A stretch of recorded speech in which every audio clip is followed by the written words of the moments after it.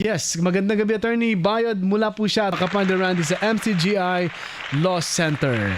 Attorney, bati naman kayo sa ating mga taga-subaybay sa Radyo La Verdad. Magandang gabi po sa inyo lahat. Ano po? Meron tanong dito, babasahin na natin, Kapanda Randy. Sige po, sige Opo. po. Ito po, Attorney JR.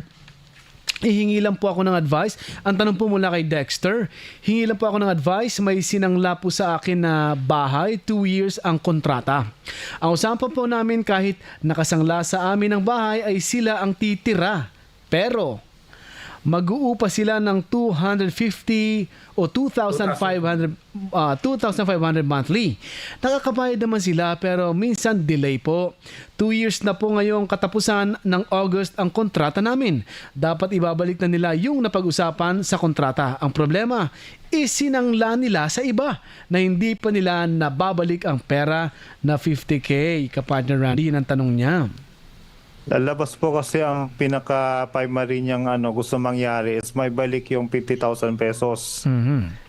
Opo. Kung yun ang pinaka gusto niyang objective, ang pinaka-madali po niyang gawin is mag-file na lang po siya ng small claims. Ayun. Without regard dun sa sanglaan. Mhm. Kasi pag dun sa small claims, isang hearing lang yun. Pagkatapos ng isang hearing, yung judge ay magde-decide na agad. Yun. Hindi katulad nung ipo-foreclose mo pa yung sanglaan, madugo pa yan. Mhm. Tagal-tagal pang proseso. Pero Attorney Bayod, ano pong proseso ng small claims sa mga hindi pa po aware po dito? Opo, yung sa mga small claims po, sa mga merong kautangan o sangla or yung yung nagpapaupa, basta ang claim is hindi ilalagpas ng 1 milyong piso, pwede kayo mag-file po ng small claims para mabilisan po yung pagre-recover ng pera na doon sa defendant. Ngayon po, Attorney, bago kayo small follow-up claim, question po. Saan pwede kayang mag-file ng small claims? Yan. magpa-file po siya ng small claims kung saan nakatira yung nagrereklamo.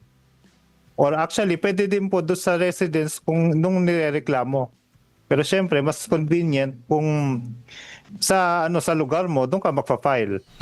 Doon sa Metropolitan Trial Court pag nasa Metro Manila or Municipal Trial Court pag nasa labas ng Metro Manila.